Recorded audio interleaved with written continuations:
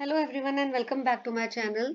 So this is chapter 3 of class 10th Introduction to Financial Market और हम आज इस चैप्टर में प्राइमरी मार्केट के बारे में स्टडी करेंगे। प्राइमरी मार्केट कौन सी मार्केट होती है? Primary market is the market जहाँ पे नई सिक्योरिटीज जो हैं वो इशू की जाती।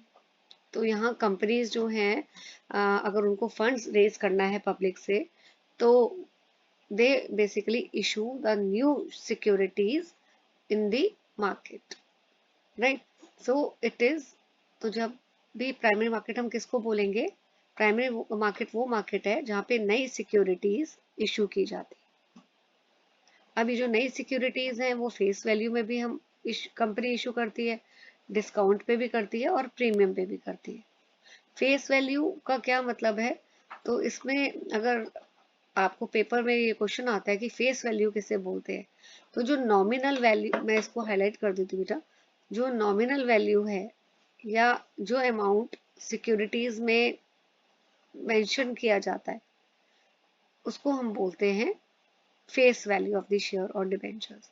तो शेयर्स के केस में अगर मैं लूँ तो शेयर्स में, अच्छा एक चीज और, जो फेस वैल्यू है बेटा, फेस वैल्यू को हम पार वैल्यू भी बोलते हैं, right? It is also called as par value. तो in the case of shares ये जो फेस वैल्यू है वो बहुत स्मॉल अमाउंट होता है। It may be ₹5, ₹10। तो जैसे अगर 10,000 के शेयर्स कोई कंपनी इशू कर रही है और एक शेयर की वैल्यू है ₹10, तो ये जो ₹10 है ये इसी को हम बोलते हैं face value, right? So what is the face value of a share और डिवेंचर्स?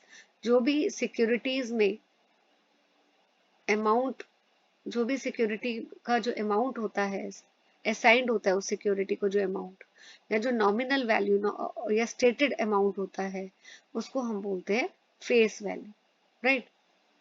अच्छा, डिबेंचर्स के केस में एक चीज और है, ये डिबेंचर्स के केस में फेस वैल्यू क्या अमाउंट है? ये वो अमाउंट है जो इन्वेस्टर को रीपे किया जाता है जब भी बॉन्ड मेच्योर हो जाता है,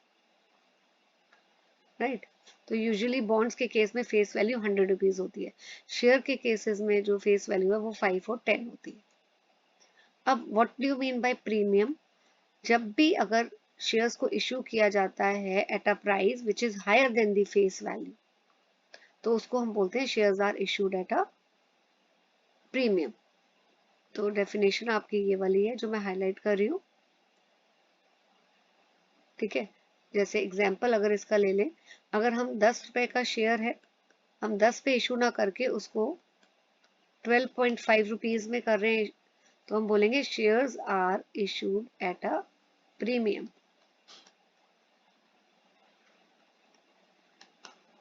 वाई? बिकॉज ये ₹10 जो है ये फेस वैल्यू है, लेकिन इस प्राइस से ज्यादा आप इशू कर रहे हो तो हम बोलते हैं shares are issued at a premium. और जब हम शेयर्स को इशू करते हैं at a price which is less than the face value, तो हम बोलते हैं shares are issued at a discount. तो डिस्काउंट का ये वाला है। तो अगर हम ₹10 की जगह शेयर्स को इशू कर रहे हैं ₹8 में, तो हम बोलेंगे share are issued at discount.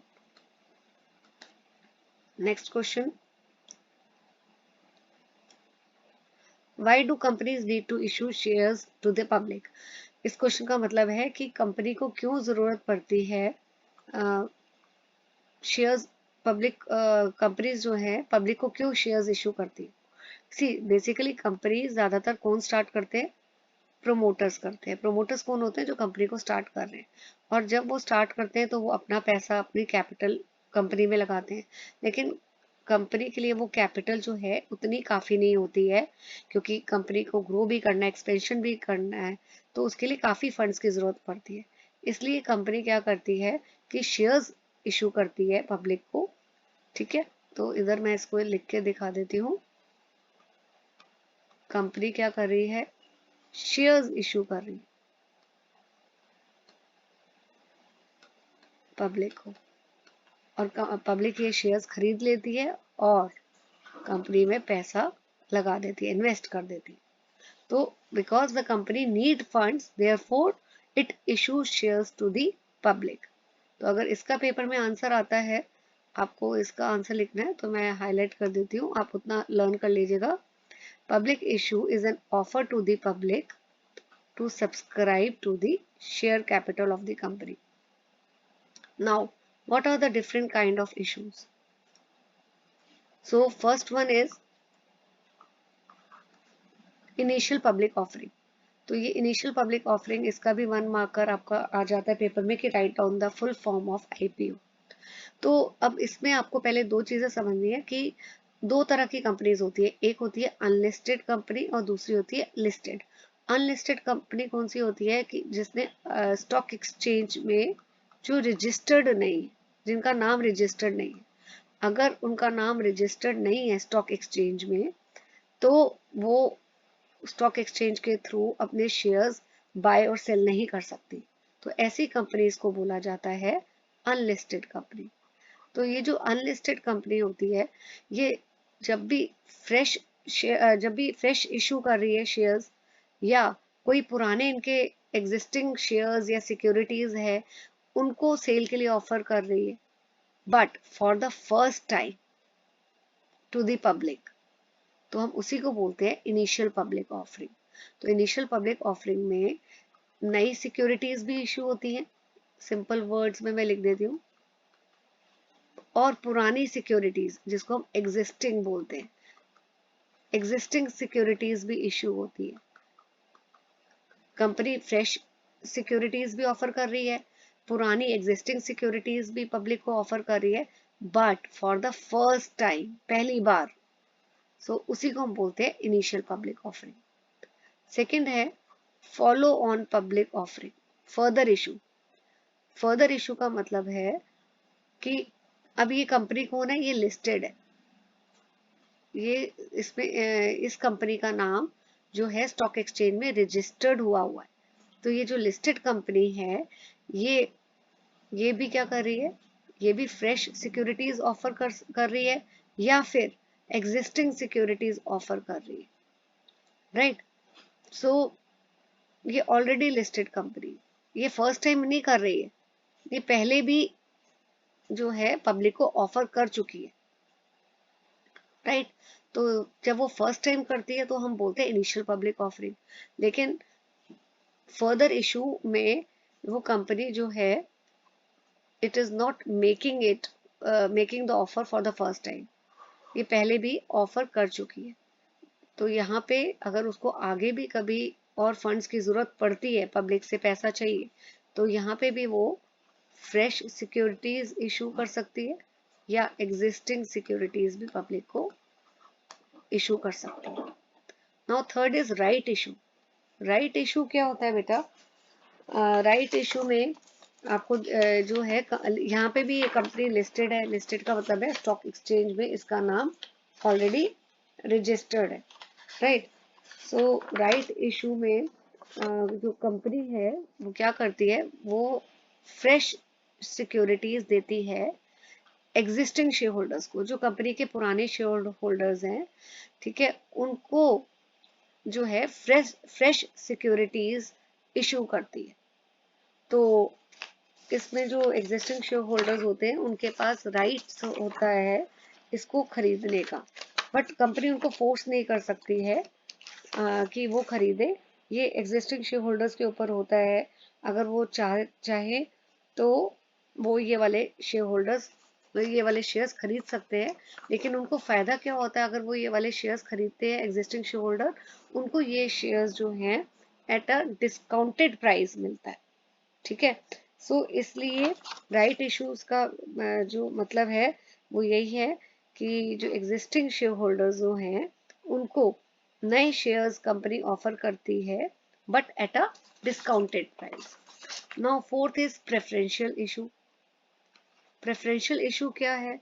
यहाँ पे भी शेयर्स इशू किए जाते हैं, लिस्टेड कंपनीज इशू करती है शेयर्स, बट किसको करती है? एक सिलेक्टेड ग्रुप ऑफ पर्संस होते हैं, उनको प्रेफरेंस दी जाती है। तो तभी इसका नाम बोला गया है प्रेफरेंशियल इशू, राइट। तो ये 4 जो है आपको याद करने। Now what is meant by issue price? So इसकी भी डेफिनेशन में हाईलाइट कर देती हूँ। The price at which a company shares are offered initially in the primary market is called the issue price. तो जिस प्राइस पे कंपनी के शेयर्स प्राइमरी मार्केट में सबसे पहली बार ऑफर किए जाते हैं इनिशियली, उसको हम बोलते हैं इशू प्राइस। जैसे अगर कंपनी बोल रही है कि कंपनी 10,000 शेयर्स इशू कर रही है एट ₹5 ईच, तो ये ₹5 क्या हुआ? ये इशू प्राइस है, जिस प्राइस पे कंपनी इशू कर रही है शेयर्स, ऑफर कर रही है। Now what is meant by market capitalization? इसका सिंपल फॉर्मूला है मार्केट कैपिटलाइजेशन का,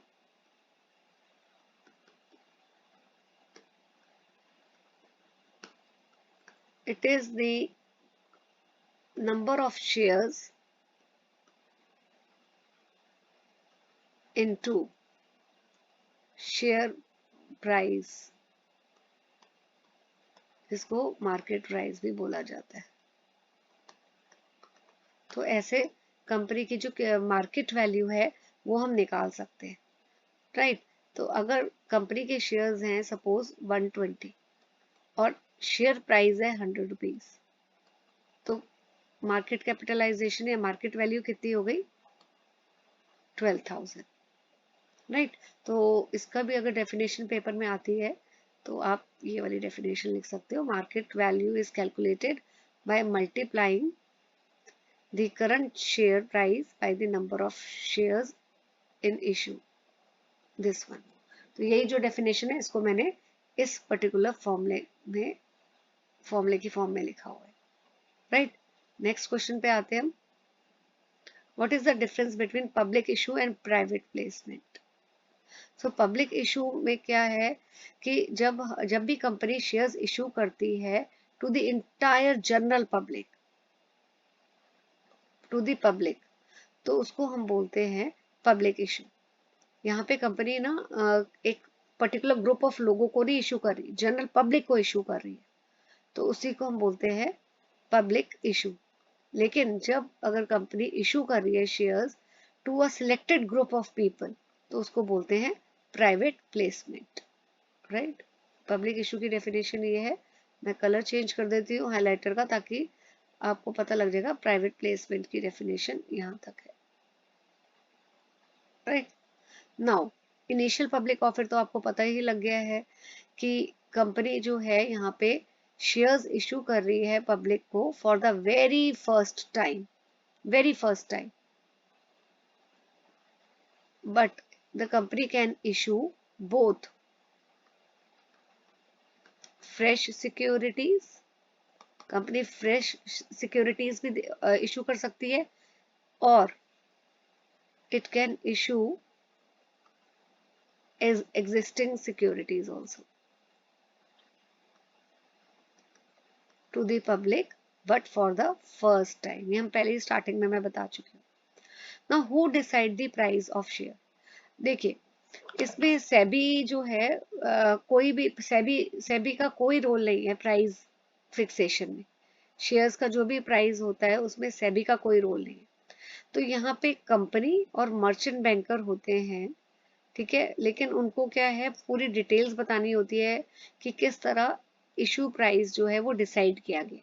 जब भी शेयर्स को इशू करते हैं एक इशू प्राइस पे इशू किया जाता है, पर ये इशू प्राइस कैसे डिसाइड होता है? तो दो तरह से इशू प्राइस डिसाइड होता है। First which is called as fixed price, ठीक है। So there are two types of issue. पहला फर्स्ट वाला मेथड मैं यहाँ लिख देती हूँ, दिस इज मेथड नंबर 1, जहाँ पे कंपनी और मर्चेंट बैंकर जो है प्राइस फिक्स करते हैं कि हम इस प्राइस पे शेयर्स को इशू करेंगे। उसमें प्राइस फिक्स्ड होता है कि अगर कंपनी बताती है हम 10 रुपए में इशू करेंगे, तो वो 10 रुपए फिक्स्ड प्राइस हो गया, तो लोगों को पता है कि हाँ हम 10 रुपए में शेयर को खरीद रहे हैं। लेकिन दूसरा मेथड है जहाँ जिसको हम बोलते हैं ये फ्लोर प्राइस और अ प्राइस बैंड, ठीक है।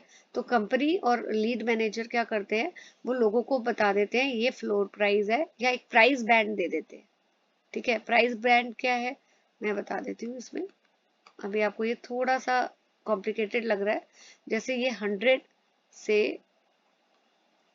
100 एंड 120 ये कंपनी ने बता दिया प्राइस बैंड लोगों को, और इस 100 को क्या बोलते हैं, फ्लोर प्राइस बेटा।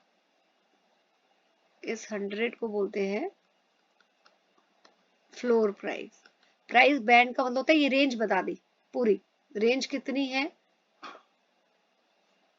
रेंज है 100 से 120, और इस रेंज को ही बोलते हैं प्राइस बैंड।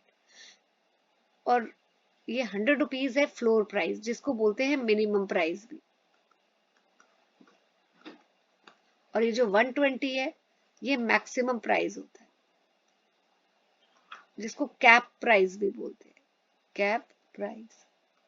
तो कंपनी क्या करती है, ये आपको प्राइस बैंड बता देती है या फ्लोर प्राइस बता देती है, और उसके बाद बिडिंग के थ्रू प्राइस जो है वो फाइनल प्राइस डिसाइड किया जाता है। वो हम आगे पढ़ेंगे कि वो कैसे किया जाता है। तो अभी आपको बस ये याद रखना है, इस पैराग्राफ में दो चीजें बताई हैं कि एक फिक्स प्राइस होता है और दूसरा फ्लोर प्राइस या प्राइस बैंड बता दिया जाता है, कंपनी बता देती है, और उसके बाद बिडिंग होती है। ठीक है, बिडिंग के थ्रू फाइनल प्राइस डिसाइड किया जाता है।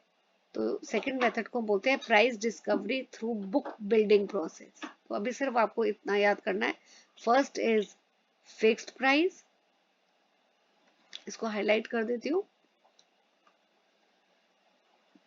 First one is fixed price, और जो सेकंड है वो है price discovery through book building process, जिसमें आपका फ्लोर प्राइस या प्राइस बैंड होता है। ठीक है, okay. Now question, next question, what does price discovery through book building process means. तो अभी मैंने आपको बताया था, ये सेकंड मेथड की बात कर रहे हैं कि कैसे प्राइस डिस्कवरी होती है, कैसे प्राइस डिसाइड किया जाता है थ्रू बुक बिल्डिंग प्रोसेस। सो इसमें बेटा क्या होता है कि अभी मैंने आपको बताया कि कंपनी एक फ्लोर प्राइस बता देती है, राइट। कंपनी ने ये पूरा आपको, मैं इसमें लिख के बता देती हूँ, then it will be more clear to you. Wait, let me write. Yes, company ने आपको ये प्राइस बैंड बता दिया 100 से 120।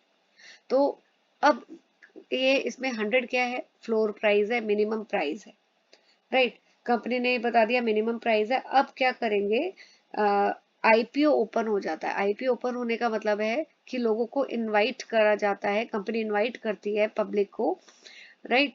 और बिड्स कलेक्ट होती है, इन्वेस्टर जो है वो दे place bid for the share.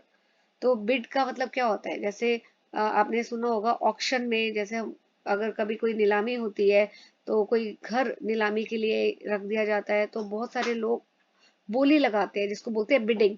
कोई बोलता है 1 करोड़, कोई बोलता है 2 करोड़। इसी तरह यहाँ पे क्या है, शेयर का प्राइस कैसे डिसाइड होता है, कंपनी आपको एक प्राइस बैंड दे देती है, जिसमें जो फ्लोर प्राइस है मिनिमम, उसको हम बोलते हैं मिनिमम प्राइस। तो वो कंपनी सेट कर देती है कि ये मिनिमम प्राइस है। अब इन्वेस्टर क्या करते हैं, वो बोली लगाते हैं, दे प्लेस बिड, राइट। और इन बिड्स को रिकॉर्ड कर दिया जाता है। और जब भी ये बिडिंग पीरियड, ये बिडिंग पीरियड ओवर हो जाता है, तो कंपनी देखती है कि सारी बिड्स को एनालाइज करती है कि क्या क्या, किस किस प्राइस पे इन्वेस्टर्स की डिमांड सबसे ज्यादा थी। ठीक है, और फिर वो फाइनल अपना जो प्राइस है, कंपनी जो है वो डिसाइड करती है। और वो वाला प्राइस वो कौन सा होता है, वो वाला प्राइस होता है जिसपे शेयर्स अल्टीमेटली कंपनी जो है लोगों को इशू करती है। सो इसी प्रोसेस को हम बोलते हैं price discovery through book building process. I know it is very difficult for you, क्योंकि क्लास 10th में ये सारी जो टर्म्स है थोड़ा सा टेक्निकल टर्म्स है, हैवी हो जाती हैं, but I will try my level best कि आपको मैं इजी वे में समझा सकूं। तो मैं एक बार ये प्रोसेस रिपीट कर देती हूँ कि यहाँ पे क्या, कैसे प्राइस, फिक्स प्राइस में तो बेटा बहुत सिंपल है, कंपनी बोल देती है कि 10 रुपीज में मैं शेयर्स इश्यू कर रही हूँ। लेकिन बुक बिल्डिंग में कंपनी क्या करती है कि एक प्राइस बैंड बता देती है, ठीक है, जिसमें 100 जो है वो उसको फ्लोर प्राइस बोलते हैं, मिनिमम प्राइस है। ठीक है, तो इस प्राइस से नीचे कोई भी इन्वेस्टर जो है वो बिड नहीं कर सकता। जो भी इन्वेस्टर खरीदना चाहेगा शेयर को, उसको इस 100 से ज्यादा ही प्राइस, 100 या 100 से ज्यादा प्राइस से वो स्टार्ट कर सकता है बिडिंग। बिडिंग का मतलब वो कोट कर सकता है, वो इन्वेस्टर बोल सकता है कि हाँ, I am ready to buy the share for 100। दूसरा इन्वेस्टर बोल सकता है I am ready to buy the share for 110। लेकिन 120 जो है वो हाईएस्ट प्राइस है, इससे ज्यादा कोई भी इन्वेस्टर कोट भी नहीं कर सकता, राइट। तो ऐसे बिडिंग पीरियड ओपन हो जाता है, हर इन्वेस्टर बिड करता है, सबकी बिड्स कलेक्ट कर ली जाती है, और ये जो बिड होती है ये इट इज अबव और इक्वल टू फ्लोर प्राइस, मतलब या वो 100 होगी और या 100 से ज्यादा होगी इस केस में। फिर फाइनल प्राइस डिसाइड किया जाता है डिपेंडिंग कि कितनी डिमांड है इन्वेस्टर्स की, right. Now next question, what is the main difference between offer of shares through book building and offer of shares through normal public issue. तो यहाँ पे देखिए, जो भी प्राइस पे शेयर्स इशू किए जाते हैं through big book building process, वो प्राइस जो है पूरा क्लियर नहीं होता है, राइट। तो इसको मैं हाईलाइट कर देती हूँ, just a second. Price at which securities will be allotted is not known. Book building के केस में जिस प्राइस पे शेयर्स अलॉट होंगे वो प्राइस पता नहीं होता है, लेकिन इन the case of offer of shares through the public issue, यहाँ पे प्राइस जो है वो ऑलरेडी एडवांस में पता होता है, फिक्स प्राइस होता है। सो offer of shares through public issue, यहाँ पे ये प्राइस लोगों को पहले से ही पता होता है। लेकिन अगर शेयर्स को ऑफर कर रहे हैं थ्रू बुक बिल्डिंग, तो प्राइस जो है वो पहले से पता नहीं होता है, right. It is not known in advance. So book building में, जो आपको मैंने पहले ही बता चुकी हूँ, बुक बिल्डिंग में क्या होता था कि इन्वेस्टर्स जो बिड करते हैं, ठीक है, और उसके बाद प्राइस डिटरमिन होता है।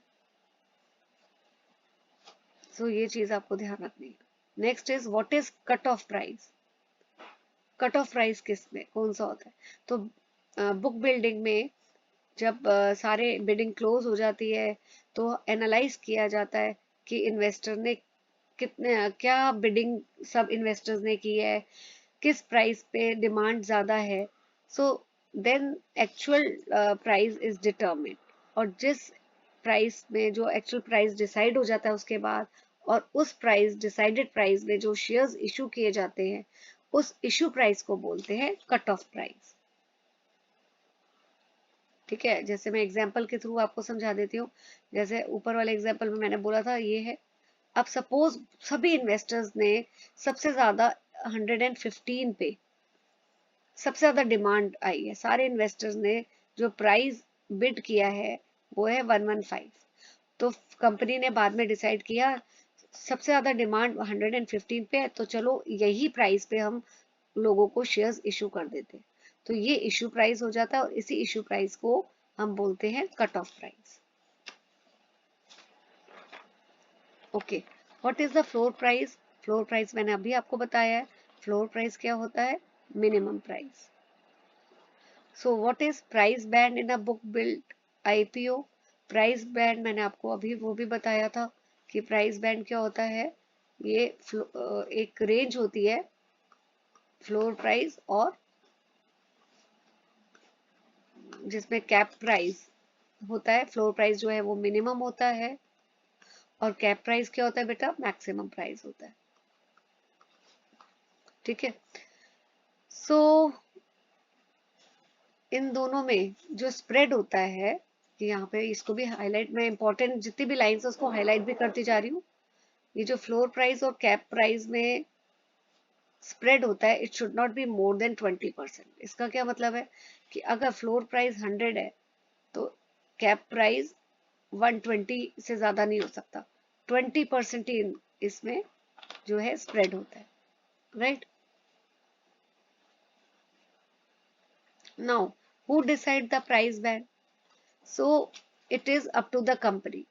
कंपनी डिसाइड करती है in consultation with the merchant bankers. Now, what is the minimum number of days for which a bid should remain open during book building? कितने दिनों तक बिड ओपन होनी चाहिए बुक बिल्डिंग प्रोसेस में? Minimum 3 days के लिए bidding जो है ओपन होनी चाहिए. क्या ओपन आउटक्राई सिस्टम यूज हो सकता है बुक बिल्डिंग में? ओपन आउटक्राई सिस्टम क्या होता है? यहाँ पे ओपन आउटक्राई सिस्टम में पहले क्या होता था, एक बड़े से हॉल में बहुत सारे इन्वेस्टर्स खड़े हो जाते थे और वहां पे वो खड़े होकर बोली लगाते थे इतने के शेयर्स. लेकिन अब बुक बिल्डिंग में ये पॉसिबल नहीं है. Outcry system is not, it can not be use for book building. Why? क्योंकि यहाँ पे सब कुछ इलेक्ट्रॉनिकली होता है, right? So outcry system possible नहीं. Next, can the individual investor use the big book building facility? The answer is yes. Okay. After that, next question is, how does one know if the shares are allotted in IPO, offer for sale? What is the time frame for getting refund if shares are not allotted? तो ये question में पहले तो पूछा है first part में sorry, कि कैसे पता लगेगा कि शेयर्स अलॉट हुए हैं या नहीं. ठीक है, और अगर अलॉट नहीं हुए तो कब तक जो है पैसा कंपनी रिफंड कर देगी. सो इसमें जब भी आईपीओ बंद हो जाता है, जब भी एक शेयर्स जो है पब्लिक को ऑफर करने की डेट क्लोज हो जाती है, तो बेसिस ऑफ अलॉटमेंट है, it must be completed with in 8 days. Basis of allotment का मतलब क्या होता है बेटा? ये देखो, ये वर्ड लिखा हुआ है. बेसिस ऑफ अलॉटमेंट का मतलब होता है कि कंपनी डिसाइड करती है कि कैसे शेयर्स जो हैं वो शेयर होल्डर्स को डिस्ट्रीब्यूट करेगी.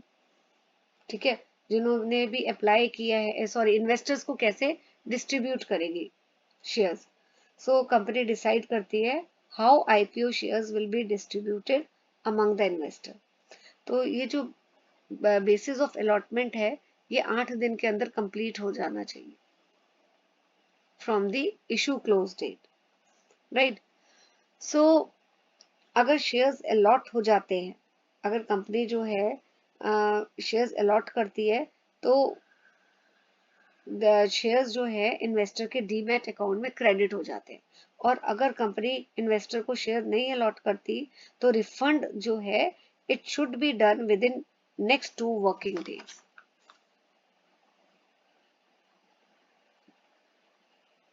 राइट? तो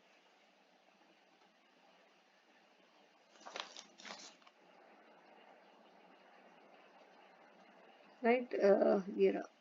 ये जो मैं जितना अंडरलाइन कर रही हूँ बेटा, एक बार इसको रीड कर लेते हैं. As soon as the basis of allotment is completed within 2 working days, the details of credit to demat account and dispatch of refund need to be completed. So investor should know in about 11 days time from the closure of issue whether the shares are allotted to him or not. तो यानी कि investor को with in 11 days पता हो जाना चाहिए. जब भी आईपीओ क्लोज हो गया है, तो फ्रॉम दैट डेट, जब भी आईपीओ क्लोज हुआ है, उसके 11 दिन के अंदर अंदर इन्वेस्टर को पता लग जाना चाहिए कि उसको शेयर्स अलॉट हुए हैं या नहीं हुए. और अगर शेयर्स अलॉट हो जाते हैं तो इन्वेस्टर्स के अकाउंट में, डीमैट अकाउंट में क्रेडिट हो जाने चाहिए विद इन 2 days. और अगर नहीं हुए हैं शेयर्स क्रेडिट अलॉट इन्वेस्टर को, तो रिफंड जो है इन्वेस्टर को वो भी विद इन 2 days मिल जाना चाहिए.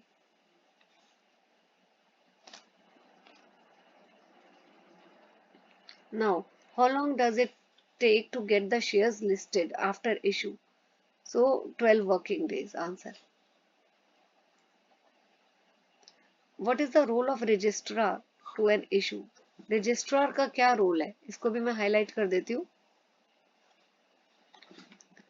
सो यहाँ पे ये देखिए, रजिस्ट्रार जो है वो फाइनलाइज करता है कि कौन से एलिजिबल अलॉटीज हैं. इनवैलिड जो एप्लीकेशन है उसको हटा देता है. ठीक है, इंश्योर करता है कि कॉर्पोरेट एक्शन क्या होता है, ये अभी आगे पूरा फुल फ्लेज चैप्टर है जिसमें मैं एक्सप्लेन करूंगी आपको, right?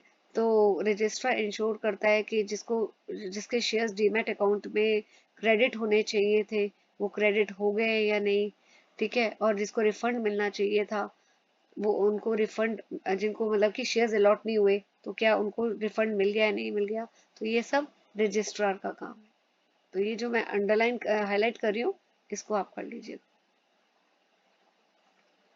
Now does NSC provide any facility for IPO? Yes, ये क्वेश्चन आ जाता है कि बुक बिल्डिंग अगर करी जाती है एनएससी के थ्रू तो क्या फायदे।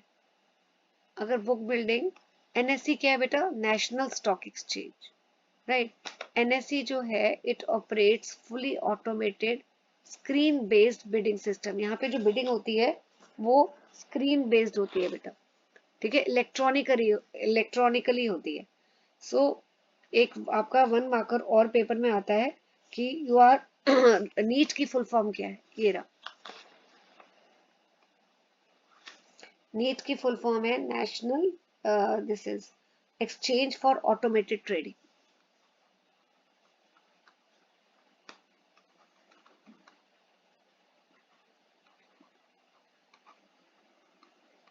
For automated trading, right, automated trading. So ये जो है क्या फायदे होते हैं अगर book building National Stock Exchange system के थ्रू की जाती है, कि बिडिंग फैसिलिटीज जो है वो नेशन वाइड अवेलेबल होती है, फिर फेयर ट्रांसपेरेंट मेथड है ये, राइट। और जो कॉस्ट है इसमें, अगर आप कॉस्ट जो इन्वॉल्व है इस इशू में वो कम होती है as compare to normal IPO, and time भी इसमें कम लगता है, राइट। तो ये आपको, ये इंपॉर्टेंट क्वेश्चन है, एडवांटेजेस इसको प्लीज अच्छी तरह लर्न कर लीजिएगा। नाउ प्रोस्पेक्टस क्या है? सी, प्रोस्पेक्टस एक वो डॉक्यूमेंट है, जब भी कोई भी इन्वेस्टर कंपनी में पैसा लगाता है तो वो इस डॉक्यूमेंट को, उसको ध्यान से पढ़ लेना चाहिए। ये पूरी इंफॉर्मेशन देता है प्रोस्पेक्टस रिगार्डिंग व्हाट, कि साइज क्या है इशू का, कंपनी का स्टेटस क्या है, कंपनी के पास कितनी कैपिटल है, कंपनी की करंट और पास्ट परफॉर्मेंस कैसी रही है, प्रमोटर्स कौन है, प्रोजेक्ट कैसा है, कॉस्ट क्या है प्रोजेक्ट की, फाइनेंसिंग कैसे, मीन्स ऑफ फाइनेंसिंग क्या है, यानी कंपनी जो है किस किस सोर्स से फंड्स रेज करती है, एक्सेट्रा। तो ये सारी चीजें जो हैं प्रोस्पेक्टस में मेंशन होती है। तो जो भी इन्वेस्टर कंपनी में पैसा लगाता है, शेयर्स खरीदता है, डिबेंचर्स लेता है, तो उसको ये प्रोस्पेक्टस, ये डॉक्यूमेंट जरूर पढ़ लेना चाहिए, क्योंकि सेबी ने जो है मैंडेटरी किया है कंपनीज को कि वो सारी इंफॉर्मेशन जो है डिस्क्लोज करे इन द प्रोस्पेक्टस। सो सारी इंफॉर्मेशन जो है कंपनी की प्रोस्पेक्टस में मेंशन होती है। Okay, what does draft offer document mean? Draft offer का क्या मतलब होता है? अभी ड्राफ्ट ऑफर डॉक्यूमेंट, यहाँ पे अभी इससे पहले मैं आपको बोलूंगी ऑफर डॉक्यूमेंट। ऑफर डॉक्यूमेंट का मतलब प्रोस्पेक्टस होता है, जो मैंने अभी आपको ऊपर बताया है कि प्रोस्पेक्टस में जो है सारी इंफॉर्मेशन कंपनी की मेंशन होती है। सो ऑफर डॉक्यूमेंट को हम प्रोस्पेक्टस भी बोलते हैं पब्लिक इशू के केस में, बट और ऑफर फॉर सेल के केस में, और इसी ऑफर डॉक्यूमेंट को हम लेटर ऑफ ऑफर भी बोलते हैं। सो ऑफर डॉक्यूमेंट को हम प्रोस्पेक्टस बोलेंगे कब? In case of public issue, offer for sale. लेकिन इसी ऑफर डॉक्यूमेंट को हम लेटर ऑफ ऑफर बोलेंगे in case of right issue. सबसे पहले तो ये। Now what is draft offer document? Draft offer document जो है ये बेटा एक तरह से ऑफर डॉक्यूमेंट ही होता है। मैं लिख देती हूँ इसे, इट इज ऑफर डॉक्यूमेंट, ये लिखा ही हुआ है इसमें, इन ड्राफ्ट स्टेज। ड्राफ्ट का मतलब प्री फाइनल स्टेज, राइट। सो ये जो है ड्राफ्ट ऑफर डॉक्यूमेंट, ये सेबी के साथ फाइल करना होता है, सेबी रिव्यू करती है, कोई चेंजेस होती है तो सजेस्ट भी करती है सेबी कि ये चेंजेस कंपनी को इनकॉर्पोरेट करने चाहिए, ठीक है। और जब ये चेंजेस कंपनी इनकॉर्पोरेट कर लेती है तो ये जो फाइनल ऑफर डॉक्यूमेंट है it is filed with the registrar of company, right. So draft offer documents जो हैं ये सेबी के साथ फाइल करने पड़ते हैं। तो ड्राफ्ट ऑफर का मतलब होता है अभी डॉक्यूमेंट फाइनल नहीं हुआ, अभी फाइनल स्टेज से पहले का है। तो इसमें सेबी के पास लेके जाते हैं, सेबी उसमें कोई चेंजेस बताती है, कंपनी उस चेंजेस को इनकॉर्पोरेट करती है, राइट। एंड वो बाद में ये जो है ड्राफ्ट ऑफर डॉक्यूमेंट है वो फाइनल ऑफर डॉक्यूमेंट जो है उसमें चेंजेस के बाद जो है वो final offer document is filed with ROC. Now what is abridged prospectus? ये एक शॉर्टर वर्जन है प्रोस्पेक्टस का। प्रोस्पेक्टस क्या है, बहुत डिटेल्ड होता है, बहुत टाइम लगता है उसको पढ़ने में। तो इसमें सारे वही फीचर्स होते हैं प्रोस्पेक्टस के, लेकिन कंसाइज्ड ब्रीफ फॉर्म में, शॉर्ट फॉर्म में। तो इन्वेस्टर जो है इसको पढ़ के भी इन्वेस्ट कर सकता है। Now who prepare the prospectus या offer documents? It is basically merchant bankers जो रिस्पॉन्सिबल होते हैं for preparing this. And what does one mean by lock in? Lock in का मतलब होता है फ्रीज कर देना shares on the sale of shares for a certain period of time, कि इस पीरियड के लिए शेयर्स जो है वो अब सेल नहीं होंगे। तो जब सेल नहीं होते पर्टिकुलर पीरियड के लिए उसको हम बोलते हैं lock in. Know what is meant bye listing of security? Listing का मतलब होता है कि जो इशूअर है वो अपनी सिक्योरिटीज जो है स्टॉक एक्सचेंज पे फॉर्मल एग्रीमेंट के थ्रू इशू कर सकता है, ठीक है। तो कोई भी कंपनी है वो अपना स्टॉक एक्सचेंज में अपनी जो सिक्योरिटीज हैं, चाहे वो शेयर्स हो, डिवेंचर्स हो, वो वहाँ स्टॉक एक्सचेंज के थ्रू जो है बाय एंड सेल कर सकती है अपनी सिक्योरिटीज, राइट। क्योंकि जब भी स्टॉक एक्सचेंज के थ्रू शेयर्स को लिस्ट किया जाता है, बाय और सेल किया जाता है, तो उसके काफी प्रिविलेजेस होते हैं। What is listing agreement? ये भी वही एग्रीमेंट है जो कंपनी को स्टॉक एक्सचेंज के साथ कंपनी एंटर करती है जब भी उसको अपने शेयर्स जो है स्टॉक एक्सचेंज के through when it buys and sells. तो what do you mean by delisting of security? Delisting का मतलब है कि permanent removal of securities of a listed company from stock exchange, right। कि कंपनी जो है लिस्टेड कंपनी है उसका जो लिस्टेड कंपनी है अब उसका नाम हटा दिया है स्टॉक एक्सचेंज से, रिमूव कर दिया है, अब वो अपना शेयर्स जो है स्टॉक एक्सचेंज के थ्रू बाय और सेल नहीं कर सकती है, ट्रेड नहीं कर सकती है। Now what is the SEBI role in an issue?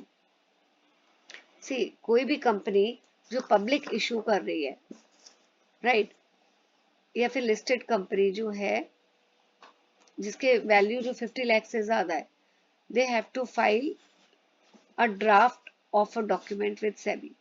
तो सेबी का बेसिकली क्या रोल होता है? सेबी जो है the company can proceed further on the issue only after getting observation from the SEBI। अब कंपनी ने अपने जो शेयर्स जो हैं वो कोई भी कंपनी है, चाहे वो पब्लिक इशू करना चाह रही है या फिर कोई लिस्टेड कंपनी है, तो उसको अपने डॉक्यूमेंट्स जो है सेबी को देती है वो पहले, राइट, ऑब्जर्वेशन के लिए। सेबी ऑब्जर्व करती है, तो जब भी सेबी का उसको अप्रूवल मिल जाता है तो विद इन 3 मंथ्स कंपनी को has to open the issue. Company को 3 मंथ्स के अंदर अंदर इशू जो है ओपन करनी पड़ती है। क्या सेबी रिकमेंड करती है इशू? नहीं, सेबी जो है कोई भी इशू को रिकमेंड नहीं करती है, ठीक है, रिस्पॉन्सिबिलिटी भी नहीं ले रही। तो अगर कोई भी कंपनी जो है वो शेयर्स खरीदती है या बेचती है, राइट, तो उसमें सेबी की कोई रिस्पॉन्सिबिलिटी नहीं होती। सेबी जो है वो सिर्फ स्क्रूटनाइज करती है, वो ये देखती है कि कंपनी सारे प्रोसीजर्स फॉलो कर रही है, सारे जो डिस्क्लोजर्स है प्रोस्पेक्टस में मेंशन कर रही है या नहीं कर रही।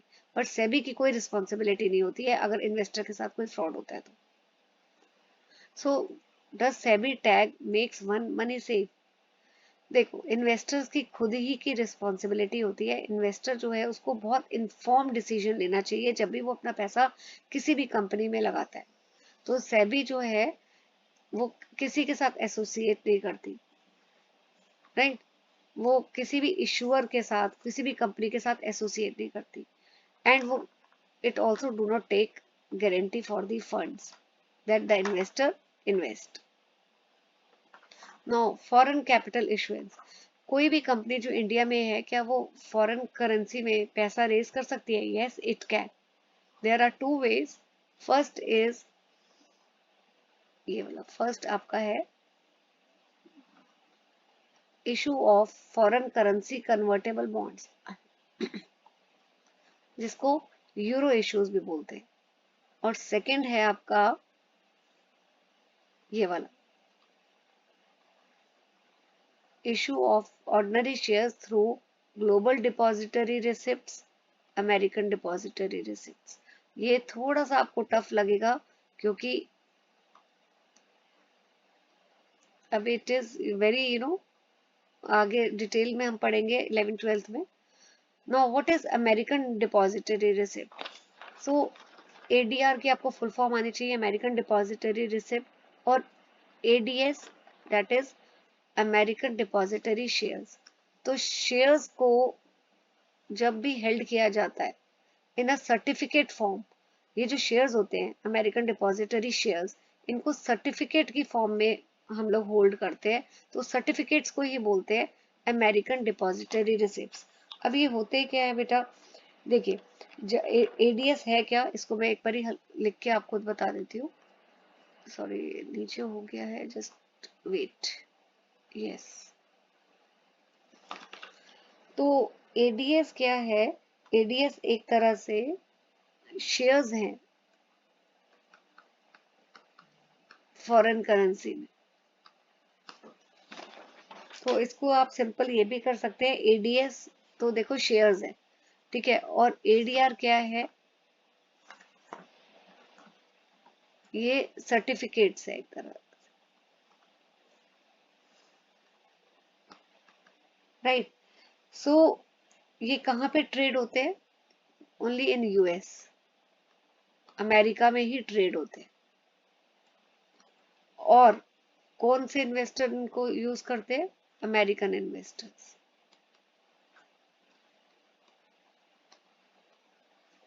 राइट। सो कोई भी अगर फॉरेन कंपनी जो है, they want to raise the money, right, तो ये जो वो अपने शेयर्स कहाँ पे इशू करती है? सिर्फ अमेरिका में। तो अमेरिकन इन्वेस्टर्स जो हैं वो इसमें दे purchase the shares, they invest the money, right. It is in US dollars, so it let's American by the foreign shares easily. तो अमेरिकन जो होते हैं, राइट, वो ये शेयर्स खरीद लेते हैं और इन्वेस्ट करते हैं फॉरेन कंपनी में। सो आपको सिर्फ इतना याद रखना है। Now what is global depository receipts? Global depository receipts में ये कहाँ पे ट्रेड होते हैं? जैसे मैं आपको इसमें थोड़ा सा इजी कर देती हूँ। देखो, ऐसे डिफरेंस करूंगी एडीआर और जीडीआर, तब आपको इजी हो। ये कहाँ ट्रेड होते हैं? ये यूएस में होते हैं। ये कहाँ होते हैं ट्रेड? ये other countries world wide, all over. यहाँ को ये कौन इन्वेस्ट, यहाँ पे इन्वेस्टर्स कौन होते हैं? American investors. अमेरिकन जो होते हैं वो पैसा लगाते हैं, वो शेयर्स खरीदते हैं फॉरेन कंपनीज के। और यहाँ पे ग्लोबल इन्वेस्टर्स होते हैं,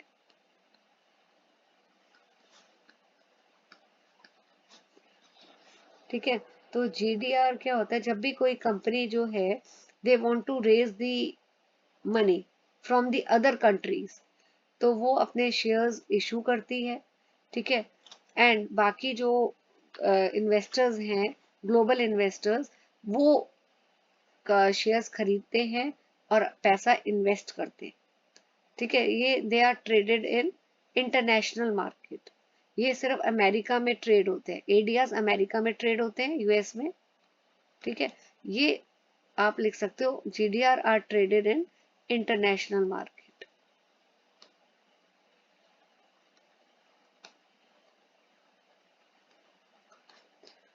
एंड यहाँ पे इन्वेस्टर्स कौन होते हैं? अमेरिकन इन्वेस्टर्स, वो खरीदते हैं शेयर्स फॉरेन कंपनी के। और यहाँ पे ग्लोबल इन्वेस्टर्स होते हैं, they buy the shares and invest the money, right? So I think this chapter is over. In the next video I'll be covering unit 4. Till then, stay tuned to my channel. Happy learning.